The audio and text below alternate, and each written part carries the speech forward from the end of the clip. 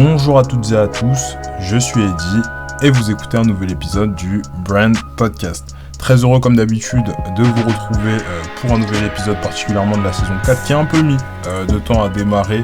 Je m'en excuse de nouveau à cause des cours comme vous le savez. Pour toutes les personnes qui découvriraient le Brand Podcast suite à cet épisode, le Brand Podcast est une émission qui a pour but de vous mettre en contact avec les meilleurs experts du marketing de notre génération afin de développer votre potentiel humain et business grâce à leurs histoires.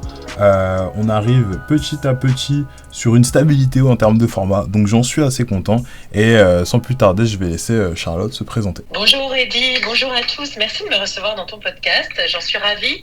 Je suis Charlotte Nisieux, je suis porte-parole pour Zoom France et je m'occupe également du marketing, toujours pour la France. Je travaille depuis une vingtaine d'années dans le marketing, toujours pour des logiciels en mode SaaS B2B. Voilà.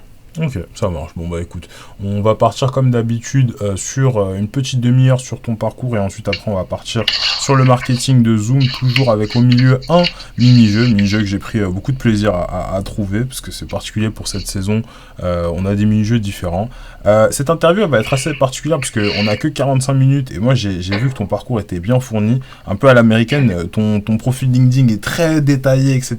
J'ai pas l'habitude, c'est vrai que d'habitude mes invités sur des posts de top management et compagnie, ils prennent plus vraiment le temps de tout détailler, donc j'ai eu un peu de mal à trouver les informations que j'allais mettre en avant et celles que j'allais pas mettre en avant. Du coup cette fois-ci on va, contrairement d'habitude, pas adopter une approche chronologique mais un peu plus un truc par thème.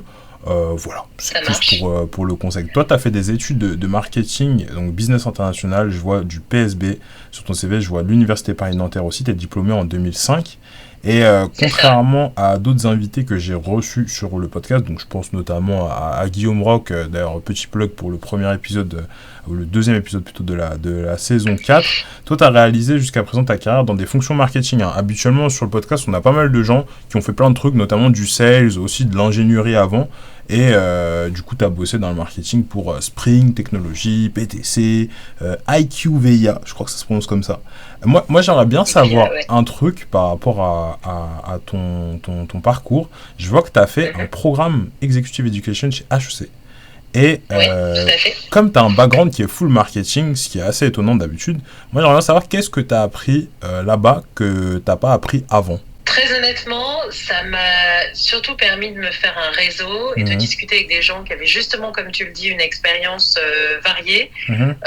Donc on est plutôt sur du partage de bonnes pratiques, rencontrer des intervenants de très grande qualité. Et voilà, de prendre de ça sur la théorie, très honnêtement, moi j'ai pas eu l'impression d'apprendre grand chose, mais c'est vraiment sur cet échange. Ok, concrètement, au-delà de la théorie, concrètement, comment les uns et les autres on applique cette théorie dans nos divers jobs. Ok, ça marche. Ouais, parce que c'est vrai que sur une cible plus exécutive, les programmes particulièrement, ils sont plus chers que les autres du panel des grandes écoles, hein. Je pense au Master Management, les MSc et compagnie. Et c'est vrai que c'est un truc, en règle générale, d'internationaux, j'ai remarqué, quand on veut, je sais pas, changer de pays, donner plus un accent international à sa carrière, de se diriger vers ce genre de truc. Est-ce que toi, tu as la sensation que la valeur de la marque, l'equity de la marque HEC, elle était à la hauteur de ton investissement? En effet, il faut que je mette à jour mon profil LinkedIn, manifestement, parce que j'ai pas fait un MBA, hein, j'ai fait un executive programme. Donc c'est quelques jours dans l'année, c'est pas du tout le même investissement qu'un MBA. Oui, c'est sûr. Après, ça reste quand même, je veux dire, important. Et je pense que c'est considéré aussi par pas mal de profils marketing, notamment les juniors qui écoutent le podcast. Donc, c'était pour aussi avoir ton retour d'expérience. Tout à fait. Alors, vraiment, moi, je trouve que ce qui fait la force d'HEC, c'est la qualité des intervenants, la qualité des alumni, donc qui sont avec toi dans les programmes, et je pense que ça a une vraie valeur quand tu as déjà quelques années d'expérience, donc pas pour des juniors, justement pour travailler sur ces bonnes practice, pour échanger sur concrètement comment ça se passe dans la vie réelle avec des gens de grande qualité dans divers univers. Tu le conseillerais à notre audience, toi ? Alors, je conseillerais à ton audience pour ceux qui ont déjà au moins 3 ou 4 ans d'expérience. Ok, ça marche parfaitement clair. Si on continue dans l'échange, moi, il y a un truc que je remarque aussi sur ton profil, c'est que je vois des noms comme Sébastien Borgna, comme Adèle Miller, Laurent Séraphin, et ces noms, ça doit te rappeler quelque chose, parce que c'est des personnes qui tarissent pas d'éloges à ton profil. Je pense que tu es une des rares personnes que j'ai vues sur le podcast avec autant de recommandations dans la section de ton profil. Et on parle assez fréquemment de le développement du réseau sur le podcast, mais assez peu finalement de son maintien. Est-ce que toi, tu aurais des astuces à partager à notre audience sur comment on fait pour obtenir un réseau qui soit aussi vocal à son sujet? Alors, la première chose, en ce qui concerne LinkedIn, et je reprends ce que tu disais au début, tu me dis que tu as eu du mal à trouver des informations. Donc, tu vois, typiquement, je vais le retravailler parce qu'en effet, il faut qu'il y ait 2-3 informations clés qui ressortent.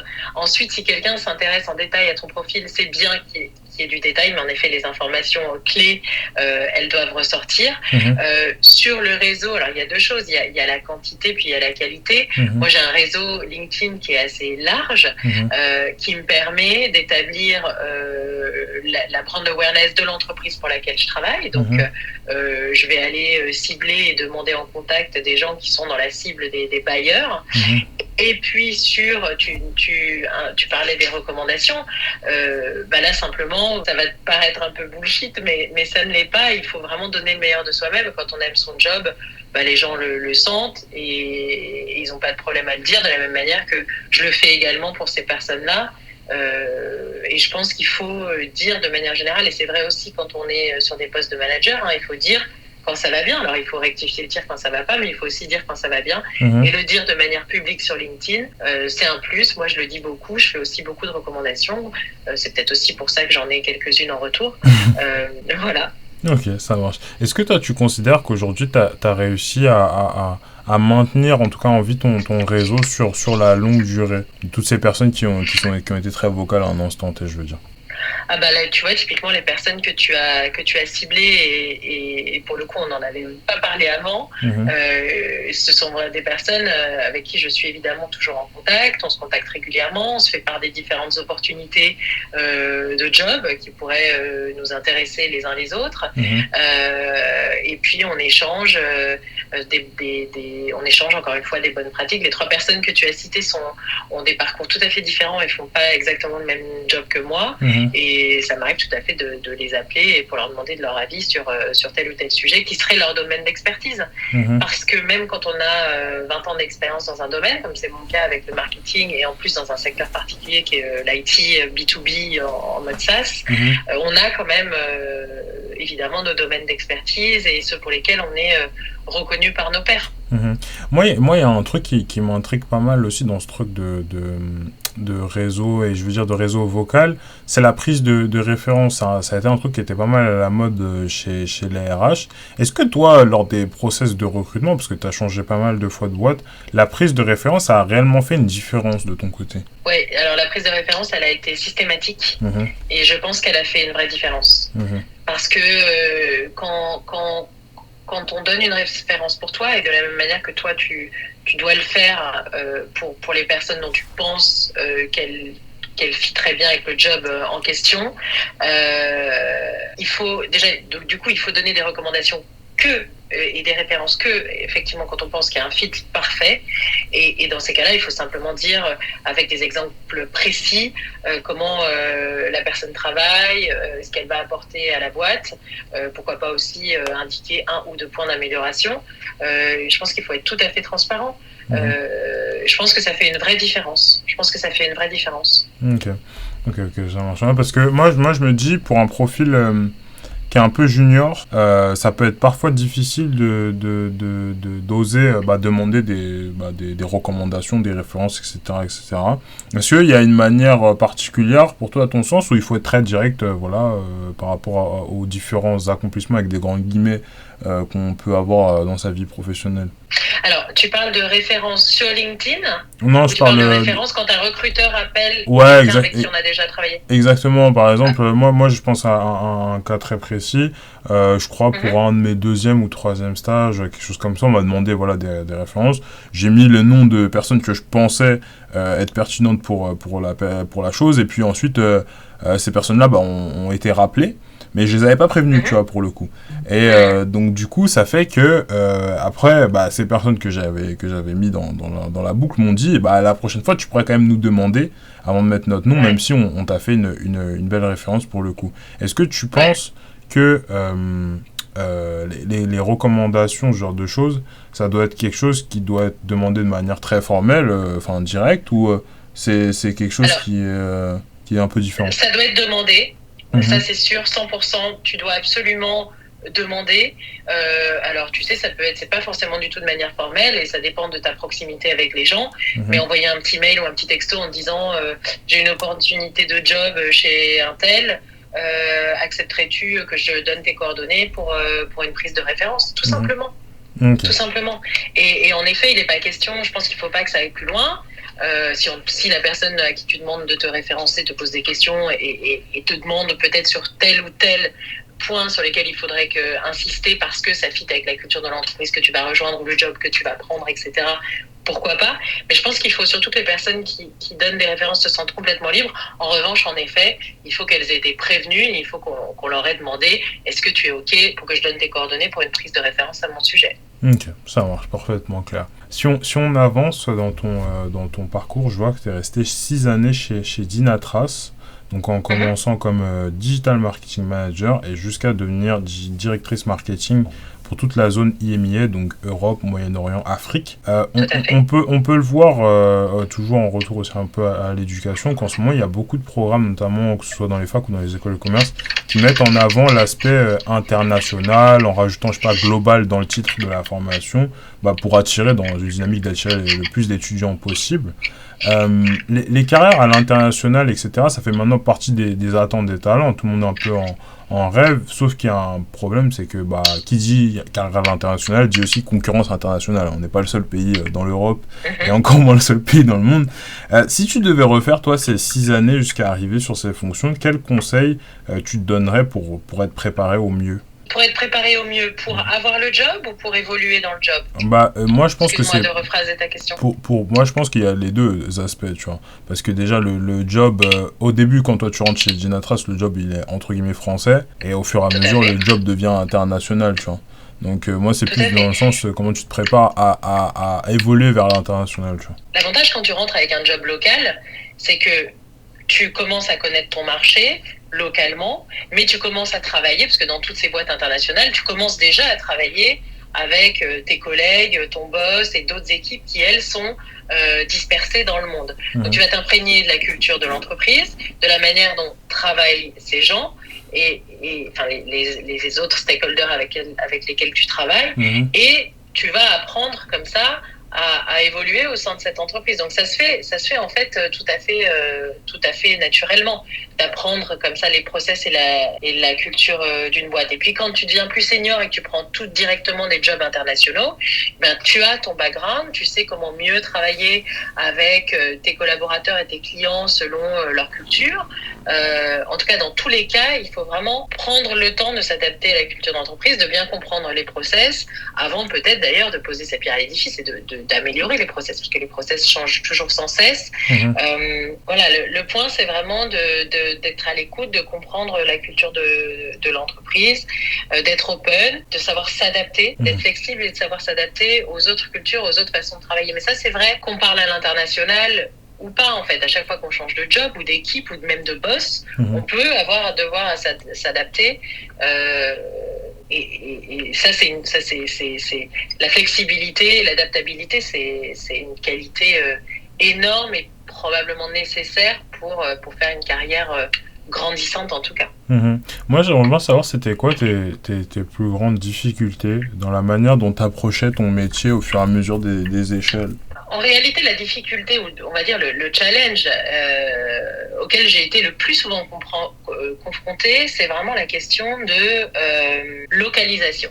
Je m'explique. J'ai toujours bossé pour des boîtes américaines, donc avec un corporate très fort, un messaging et un branding très fort. Et il y a toujours cette question de quelle part d'autonomie on laisse aux régions. Et ça, ce sont des cycles qui sont mouvants, c'est-à-dire que dans une boîte, à un moment donné, on va recentrer à la corp les messages et en local, on va avoir très peu de flexibilité. Ça veut dire qu'on aura juste le droit de traduire, par exemple, les assets, mais on n'aura aucune flexibilité sur rien, que ce soit le type d'événement, les messaging passés, etc. Et puis, ces cycles-là, ils changent. Ça dépend aussi des leaders, et puis ça dépend aussi de la capacité des leaders régionaux à vendre, à faire du business case en leur disant, régionalement ou localement, on aurait beaucoup plus d'impact et donc on ferait beaucoup plus de business si on avait vraiment des activités marketing localisées. Et quand je dis localisées, c'est vraiment très différent de traduit parce que localiser un contenu, localiser un événement, localiser un message, c'est l'adapter à sa cible. Par exemple, il peut y avoir de la localisation entre les États-Unis et l'Angleterre, simplement parce que les besoins ne vont pas être les mêmes. Alors c'est encore plus vrai en B2C, en B2B c'est un peu moins vrai parce qu'il y a quand même un lissage des besoins B2B. Néanmoins, la manière dont on perçoit les messages humainement, finalement comme des consumers, comme des utilisateurs finaux, sont différents d'un pays à l'autre. On ne peut pas dire les choses de la même manière, parfois on ne peut pas utiliser les mêmes mots, parfois on ne peut pas utiliser les mêmes tons. Voilà, c'est ce genre de choses qu'il faut être capable de vendre. Et ça, c'est un vrai challenge à chaque fois qu'on rentre dans une boîte. Et on aura peut-être l'occasion d'en parler pour Zoom. Voilà, d'imposer, de trouver, j'allais dire, la bonne balance, le bon équilibre entre le marketing corporate et l'autonomie nécessaire au meilleur fonctionnement possible et donc au plus gros développement business en local. Ok, parfaitement clair. Dernière question sur ça, après on va continuer sur ton expérience. Toi, ton échelle, comment est-ce que tu faisais pour passer outre justement ce challenge et surmonter tout ça?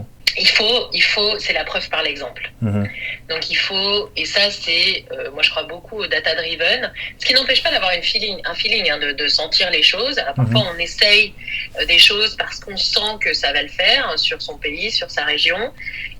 En tout cas, il faut monitorer tout ce qu'on fait, c'est-à-dire par rapport à l'investissement mis en œuvre, qu'on parle d'investissement humain, de temps humain et de budget, qu'est-ce que ça nous a rapporté, avec quel effort, etc. Donc il y a vraiment, en théorie, la Corp, ce qu'elle veut, c'est que en région, il y ait un max de business. Donc il n'y a pas de raison qu'on ne te laisse pas essayer une initiative, 2 initiatives locales. Et puis toi, tu vas prouver par l'exemple que voilà, en faisant comme ça a mieux marché. Si on parle par exemple d'emailing marketing, tu peux très bien faire des A/B tests entre des versions simplement traduites de l'américain et des versions vraiment localisées où pour arriver au même message de fin, tu vas complètement changer la manière, le ton, les exemples que tu vas utiliser, etc. Donc moi, je crois beaucoup à la preuve par l'exemple. Okay, et par la data, en fait. C'est vraiment data-driven. Ok, ça marche. Quand je regarde, toi, ton expérience chez Final Cut, je crois que ça s'appelle comme ça, je vois plusieurs choses. Déjà, je vois un challenge ambitieux sur 2 ans, donc de 2020 à 2022, avec des objectifs de croissance importants. Il me semble sur ton LinkedIn, tu marques 12 millions de pounds à 50 millions de pounds ARR en 2 ans, donc c'était l'objectif. Cependant, je vois aussi qu'en janvier 2021, toi, tu quittes l'entreprise, donc après 1 an et un peu plus de 4 mois.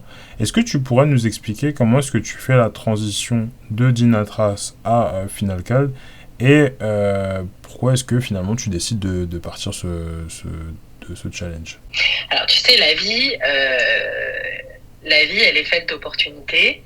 Et au moment où donc, j'étais chez Dynatrace, j'ai été contactée par les VC, donc les investisseurs dans l'entreprise Final Cut, qui est une startup du Next 40, qui me disaient à l'époque, on a besoin de quelqu'un pour monter toute la machine marketing. On a un produit qui marche bien, donc qui était une app dans le secteur de la construction, mais on a besoin d'un vrai marketing et d'une machine demand gen. Et donc, j'ai été embauchée pour ça. Et pour moi, je rappelle qu'à l'époque, j'étais directeur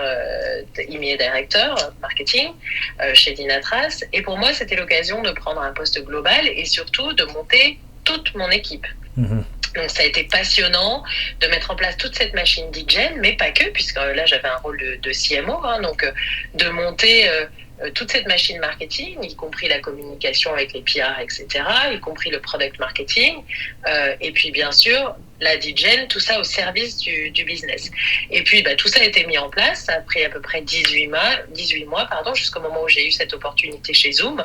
Et Zoom, si on se replace en arrière, donc moi j'ai rejoint il y a maintenant plus d'1 an Zoom, mais à l'époque, il y avait encore tout à faire en termes de messaging, de perception. Tout le monde s'est mis à utiliser Zoom pendant la pandémie, mais au niveau business, il fallait construire ce marketing-là. Donc, ce sont des opportunités qui se présentent, des challenges qu'on a envie de prendre. Ça correspond aussi à des moments de vie. La vie personnelle, elle n'est pas complètement décorrélée de la vie professionnelle et vice-versa. Donc, ça correspond à des moments de vie et des envies aussi. Voilà. Ok, ça marche. Tu as dit que du coup, c'est les VC de chez Finalcall qui t'avaient contacté. Chez Zoom, c'est eux qui sont venus te chercher, du coup? Non, chez Zoom, en fait, moi, j'avais depuis très longtemps envie de rejoindre Zoom. Moi, j'utilise la solution Zoom depuis toujours. Comme j'ai toujours bossé pour des boîtes américaines et que au départ, Zoom s'est développé surtout aux États-Unis, j'utilise Zoom depuis quasiment sa création. Et bien sûr, pendant la pandémie, comme tout le monde, au sein de Finalcall, on a beaucoup utilisé Zoom. On s'en est servi pour beaucoup de choses, y compris pour faire des hackathons, pour faire des challenges, pour assurer la continuité des relations entre les équipes, au-delà du pure business, etc. Et j'avais vraiment envie de prendre part à ça et de poser ma pierre à l'édifice dans l'histoire de Zoom en France.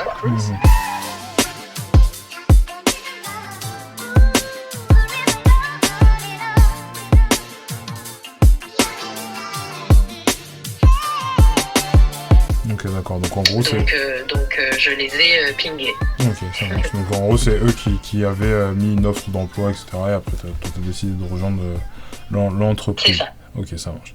Bon, du coup, on va continuer avec le dernier point de ton parcours avant de passer au petit mini-jeu pour aérer un peu le format.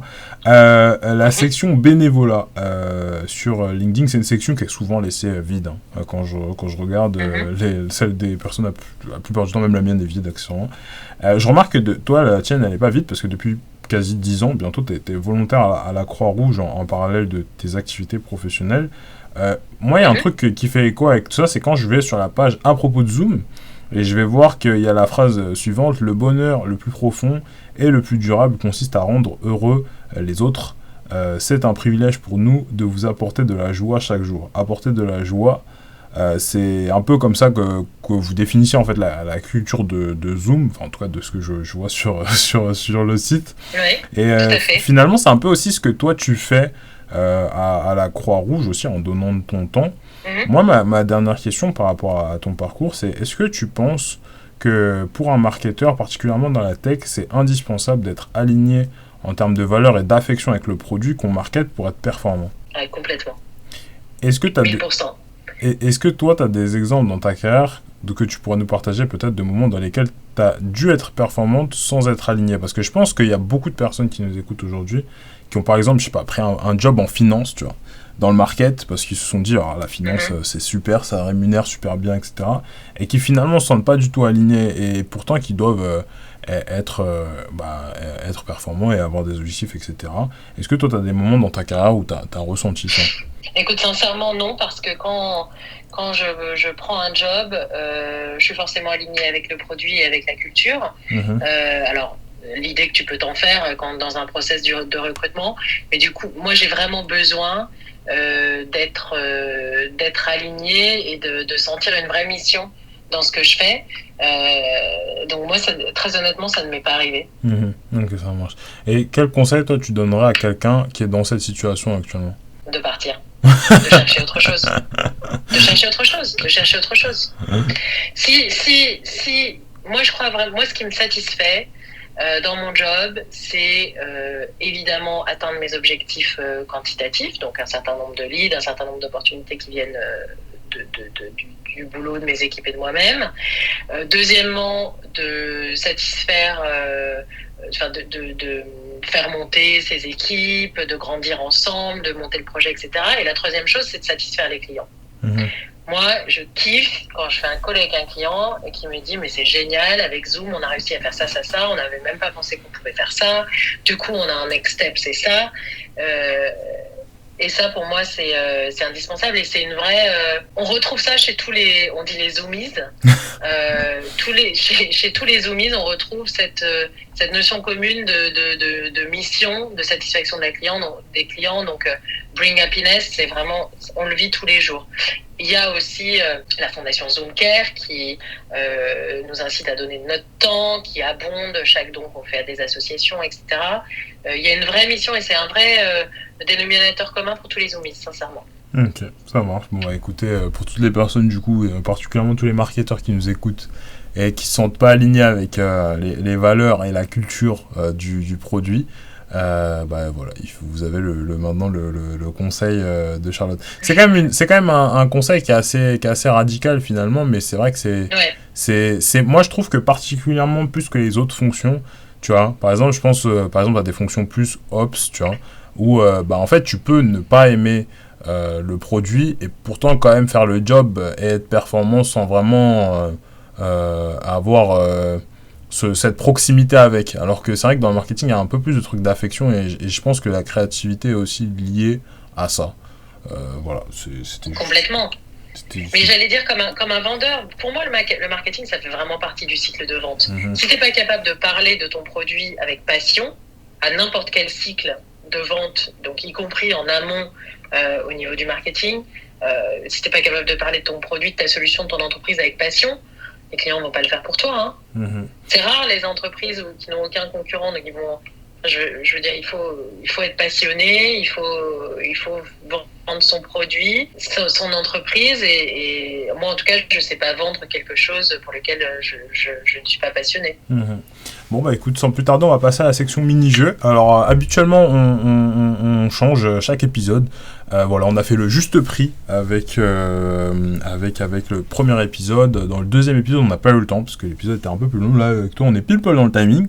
Donc toi, tu vas avoir 1 minute et des questions qui défilent et tu peux répondre que par oui ou par non. Sans plus tarder, Charlotte, est-ce que tu es prête ? J'ai très très peur. Non. Je suis pas prête, allons-y. Est-ce que ça te dirait d'aller visiter l'Australie ? Non. Zoom est l'expérience préférée de ta carrière ? Oui. Secrètement, tu as toujours voulu être ingénieur ? Non. Les Américains sont meilleurs en marketing que les Européens ? Oui. Tu détestes le fait de travailler avec des stagiaires ? Non. On est pile poil à 1 minute. Bon bah voilà, tu vois, c'était pas si effrayant que ça. Écoute, alors l'Australie, non, parce que c'est vrai que je suis plutôt un rat des villes qu'un rat des champs et que les grandes étendues, ça me branche moyen. Voilà.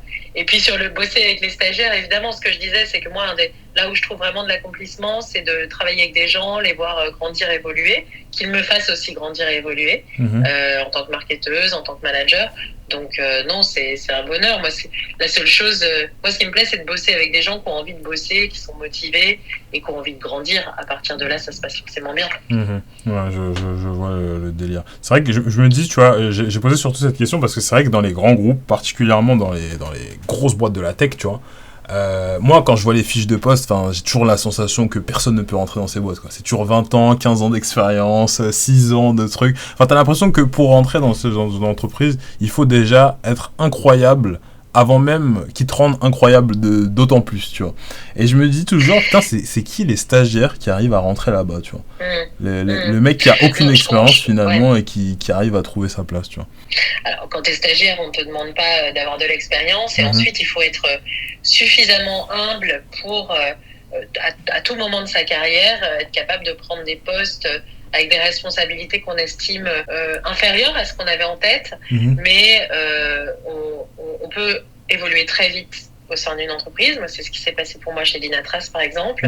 Et c'est vrai que, en tout cas, dans les cultures anglo-saxonnes, qui sont celles pour lesquelles je peux parler, parce que c'est celles que je connais, on travaille vraiment au mérite. On met des systèmes de mesure de la performance, de ROI, etc. en place à tous les niveaux. Donc, évidemment aussi en marketing, et pour moi, c'est un point critique, d'être capable de mesurer l'impact de ce qu'on fait. Et donc, quand on surperforme, on monte vite. Donc, il faut être humble, il faut donner le meilleur de soi-même. Et puis, quand on croit au produit et qu'on adhère à la culture de la boîte, ça se passe bien et il n'y a pas de raison d'évoluer vite, tout simplement. Bon, bah, sans plus tarder, on va rentrer dans la partie marketing concernant Zoom. Moi, j'ai un point commun avec Aurélie Planex. Donc, pour ceux qui connaissent pas, c'est la rédactrice en chef de chez Bismart. C'est que je ne savais pas que les médecins utilisaient Zoom pour la télémédecine.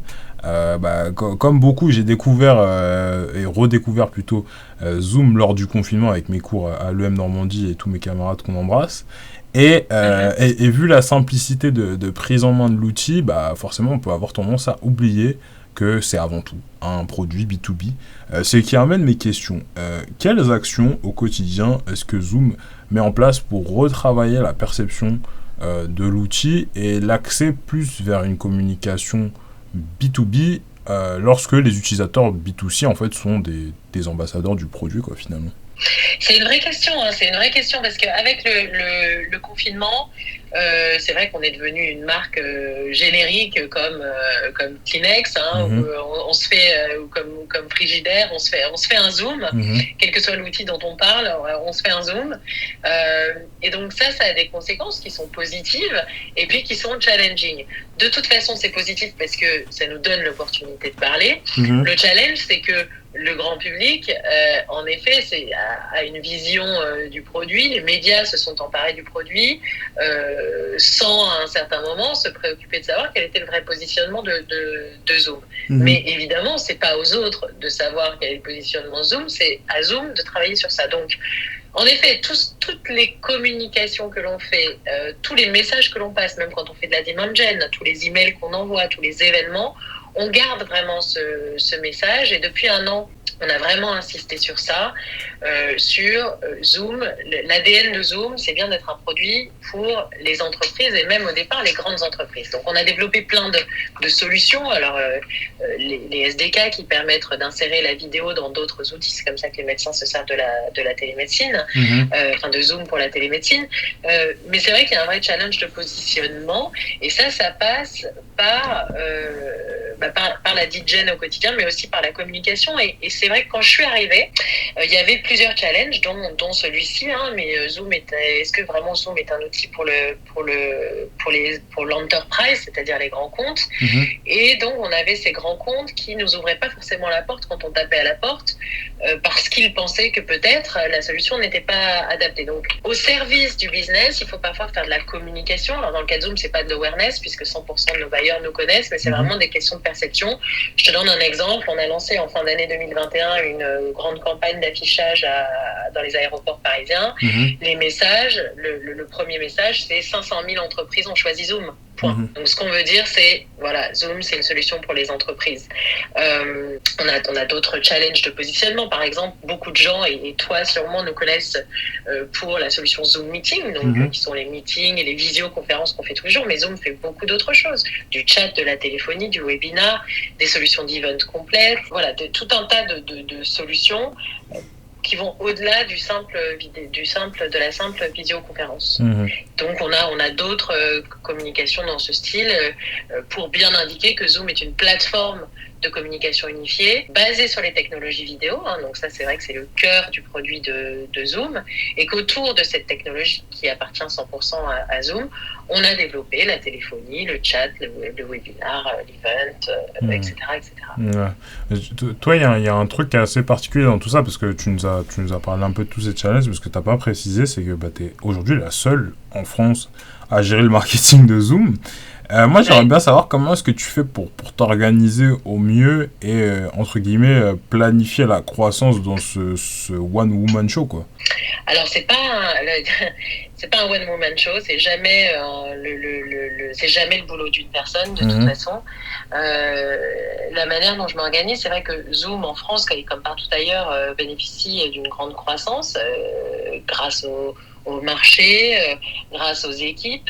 Et en effet, il faut absorber le boulot au niveau marketing. Donc si on se focus sur le marketing, en effet, je suis toute seule, mais je me construis des collaborateurs, on va dire, de plusieurs façons. La première chose, c'est en interne. C'est vrai qu'en France, alors on en parlait tout à l'heure, la particularité des gens de Zoom, c'est vraiment d'être animés par une même mission. Et du coup, en interne, je travaille vraiment de manière très proche avec les commerciaux, avec les sales engineers, avec les CSM, etc. Et souvent, si j'ai une action en particulier, j'en ping un que je pense être le meilleur sur ce sujet et je dis, est-ce que tu veux bien être mon buddy sur cette action-là? Et donc, je travaille vraiment avec eux et je délègue tout ce que je peux déléguer sur ce sujet-là et sur les sujets sur lesquels cette personne sera meilleure que moi. La deuxième chose, c'est que je me construis une équipe externe aussi. Deux exemples très concrets. J'ai une agence d'événements à qui je confie complètement la gestion des événements, mais de A à Z. C'est-à-dire que stratégiquement, on réfléchit ensemble sur quel event on va pas, etc. Ça, c'est une réflexion collective avec, bien sûr, le management de la France et cette agence en fonction du budget, etc. Et ensuite, ils délèguent tout comme s'ils faisaient partie de mon équipe. Comme si c'était mon responsable événementiel. De la même manière, notre agence de presse, qui est l'agence de presse de Zoom depuis 2 ou 3 ans maintenant, je travaille avec eux bien au-delà d'une simple agence de presse qui ne ferait que relayer des communiqués de presse. On travaille ensemble sur le contenu et je me sers d'eux, entre guillemets, vraiment comme mon équipe communication, en fait. Donc, je vais travailler avec eux sur le messaging, je vais travailler avec eux sur quelles actions faire ou pas. Et ils vont vraiment avoir ce rôle de Head of Communications, en fait. Comme si j'avais une personne qui me reporte et qui serait en charge de la communication pour la France. Donc c'est ça les clés, ouais. Donc, en gros, ce serait développer une sorte d'accompagnement en interne en te greffant un petit peu aux équipes sales et aussi s'entourer de partenaires stratégiques en termes de prestats externes, quoi. Tout à fait. Alors, excuse-moi, en ce qui concerne les sales, c'est pas tellement moi qui vais me greffer à eux, c'est eux que je vais inciter à se greffer aux actions marketing. Et tu sais, les sales ou même les CSM, même les SI, ils ont envie qu'il y ait plus de business, ils ont envie qu'il y ait plus de leads. Donc, en général, il n'y a vraiment aucun problème et au contraire, ils sont contents de participer à ça. Mais oui, en tout cas, c'est se construire une équipe fonctionnelle élargie. On va arriver petit à petit vers la fin du format. Est-ce que tu as une recommandation de livre pour notre audience? Je suis sûre qu'on te l'a déjà dit dans tes podcasts, c'est L'Art de la guerre de Tzu Sun. Alors évidemment, loin de moi l'idée de penser que le business ou le marketing est une guerre, mais il y a certains principes qu'on peut vraiment appliquer au marketing, et j'en ai 2 en tête, et d'ailleurs c'est qu'on a évoqué durant notre conversation. La première, c'est que dans son bouquin, il dit qu'au milieu du chaos se trouve une opportunité. C'est toujours vrai. Je peux donner l'exemple de Zoom. C'est toujours vrai. Je peux te donner l'exemple de Zoom. Pendant la pandémie, on est passé de quelques millions d'utilisateurs quotidiens à 300 millions d'utilisateurs quotidiens en quelques semaines. Du coup, sont apparus, en raison d'erreurs d'utilisation, etc., des questions sur la sécurité, les questions de Zoom bombing, etc. Ça nous a donné l'opportunité, premièrement, d'améliorer notre produit. Donc ça, c'est la première chose, pour faire en sorte que l'utilisation soit encore plus guidée pour assurer la meilleure sécurité possible. Et ça nous a donné la possibilité d'en parler, puisqu'on s'est fait interroger sur la sécurité de Zoom, etc. Donc on a pu dire que nos solutions étaient chiffrées de bout en bout. On a pu dire qu'en 24 heures, on avait mis les mots de passe obligatoires, etc., etc. Ça nous a donné l'opportunité de parler, et ça nous a donné justement l'opportunité de repositionner notre produit, puisqu'on était en pleine période où les gens découvraient Zoom, les gens avec un grand G, si je puis dire. Sauf qu'au milieu de ces gens se trouvaient aussi des bailleurs. Et donc, il fallait être sûr qu'auprès de cette cible, il y ait le bon message. Donc, au milieu de ce chaos-là, d'utilisation exponentielle, des questions qui se sont posées sur la sécurité de la solution Zoom, on a eu l'opportunité d'en parler, de repositionner notre produit. C'est un exemple. Donc, c'est ma leçon préférée de l'art de la guerre, c'est au milieu du chaos se trouve l'opportunité. Tu noteras d'ailleurs que c'est vrai aussi dans la vie perso. Faut essayer de se dire ça quand c'est la guerre. Il y a toujours une opportunité à la fin. Anyway, c'était une petite parenthèse. Je te coupe 2 minutes. Est-ce que toi, tu fais partie des gens qui lisent énormément de bouquins, ou tu préfères lire peu de bouquins, mais les relire? Ça dépend ce qu'on appelle lire. Je lis plutôt peu de bouquins, à vrai dire. Je lis plutôt peu de bouquins, et souvent sur recommandation.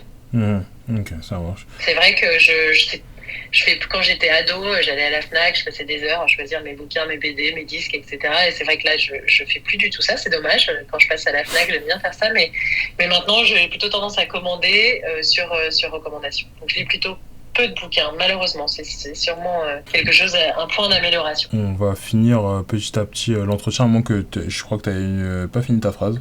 Oui, je voulais juste te dire la deuxième leçon, pour moi, la deuxième leçon la plus intéressante. En fait, elles sont toutes intéressantes, les leçons de l'art de la guerre, mais une autre leçon, c'est l'excellence suprême consiste à briser la résistance de l'ennemi sans même avoir à se battre. Et moi, ce que j'entends là-dedans, et la manière dont je le transpose au marketing, c'est quand ton produit est tellement bon et ton marketing est tellement bon, finalement, tu n'as pas besoin d'aller attaquer la concurrence, etc. pour vaincre en fait, et si on rapporte ça au champ lexical du marketing, pour faire les meilleures parts de marché. Donc vraiment l'art de la guerre à lire, ça se lit super facilement, donc il faut y aller, faut pas hésiter. Vous le retrouverez d'ailleurs dans les notes de l'épisode. Voilà. Super. Dernière question pour clôturer l'épisode. Charlotte, quelle est ta question pour moi? Écoute, je pense qu'il va falloir que tu aies du temps devant toi, mais moi j'aimerais, après tout ce que tu as compris de Zoom et des challenges de Zoom et des qualités aussi qu'ont les solutions de Zoom. Si toi, tu étais Head of Marketing France chez Zoom, si tu étais à ma place, qu'est-ce que tu ferais en priorité? Qu'est-ce que je ferais en priorité? C'est dur ça. Moi, personnellement, j'essaierais... Bon, je pense que c'est pas nécessairement le truc qui rapporte le plus d'argent. Et assez logiquement, vous êtes une boîte cotée en bourse, il faut avoir des prévisionnels clairs et surtout, il faut matcher ces prévisionnels, sinon c'est difficile. Tout à fait. Mais j'essaierais quand même de voir pour attaquer des cibles plus petites. Alors, soit avec une option en freemium, soit avec tout autre type d'offre que vous pouvez mettre en place, parce que moi, je me rends compte qu'à titre personnel, dans la boîte où je suis, on utilise Slack, plein d'autres outils, etc., mais on n'utilise pas Zoom, on utilise Google Meet, et comme plein d'autres, parce que c'est gratuit, parce qu'on n'a pas besoin de faire énormément de trucs, et parce que le produit est plus ou moins intégré avec la suite, hein. T'as les mails sur Google, tu fais un Meet, c'est déjà dans le truc, c'est déjà dans l'agenda, enfin voilà quoi. Donc du coup je me dis que c'est vrai que mine de rien la solution est très adaptée pour les grands groupes, pour les écoles aussi, parce que tu vois, à l'inverse, dès que j'ai cours, tout est sur Zoom, tu vois. Mais c'est vrai qu'à l'échelle startup, qui est un écosystème que je commence à connaître un peu, je connais pas énormément de personnes qui utilisent Zoom de manière généralisée. Tu vois, moi je connais beaucoup de personnes qui travaillent dans ces boîtes-là, qui l'utilisent à titre perso, tu vois, mais pas nécessairement dans leurs entreprises, tu vois. Et donc du coup voilà, bon, la cible avec des plus petites boîtes, c'est vrai que je pense que c'est un truc, c'est en termes de comment tu vas ordonner ta stratégie go-to-market, c'est le truc que tu fais tout à la fin, quoi, parce que ça rapporte beaucoup moins de business, je pense, ça te prend une énergie colossale, parce qu'en fait les boîtes elles sont super fragmentées, c'est des petites boîtes à chaque fois, mais bon, c'est toujours des parts de marché à prendre, donc... Je peux avoir un droit de réponse en 30 secondes? Vas-y, dis-nous tout. C'est ce que tu as dit. Alors, la première chose, je suis obligée de le dire, que évidemment, Zoom est complètement intégré avec Google et la suite Google, etc. Donc, de la même manière que tu as tes meetings Google Meet dans ton agenda, dans ton calendar, évidemment, tu as la même chose avec Zoom, exactement de la même manière, y compris avec la suite Google. Ça, c'est la première chose, j'étais obligée de le dire. La deuxième chose, c'est que bien évidemment, on investit aussi beaucoup sur des boîtes plus petites et même sur les single users. Simplement, là, on va être sur du marketing de masse, du marketing automatisé. On a des équipes qui s'occupent de ça à la Corp. Mais c'est vrai que là où on met... Tout est une question de ROI. Donc là où on va mettre des ressources, et donc des gens qui coûtent cher et du budget marketing, c'est en effet là où on va pouvoir vendre en conséquence et assurer un ROI. Mais effectivement, on cible absolument tout le monde. Tu sais, on a équipé 125 000 établissements d'éducation gratuitement pendant la pandémie.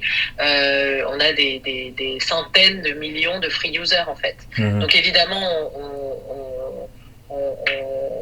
on n'oublie personne, aussi parce qu'on a toujours cette mission de bring happiness. Ce dont je t'ai parlé, c'est vraiment mon rôle marketing France. Voilà, et sur le marketing, là où il y a des people, c'est vrai qu'on investit plus sur les grands comptes. Ok, ça marche, pas de souci. Bon, écoutez, pour toutes les personnes qui nous écoutent... Mais c'était un très bon point, c'était un très bon point. Ouais, c'est vrai, parce que mine de rien, c'est je pense la dernière étape du puzzle, mais après c'est un puzzle qui est long à compléter, donc dans tous les cas tout est relatif, quoi. Pour clôturer l'épisode, pour ces personnes qui nous écoutent toujours après un peu plus de 45 minutes, n'hésitez pas à nous mettre 5 étoiles sur toutes les plateformes de streaming. Le podcast est toujours disponible aussi gratuitement sur YouTube, en entier sur la chaîne Brand Podcast, et aussi en extrait sur la chaîne Brand Media tout au long de la semaine. Voilà, vous pouvez retrouver tout ça. N'hésitez pas à mettre des petits commentaires, ça fait toujours plaisir à écouter. J'espère que tu as apprécié l'épisode, Charlotte. J'ai adoré partager ce moment avec toi, sincèrement. Voilà. Et en tout cas, moi, c'était un plaisir aussi. On se retrouve toujours comme d'habitude lundi 8h sur toutes les plateformes de streaming. Et moi, je vous dis à très bientôt.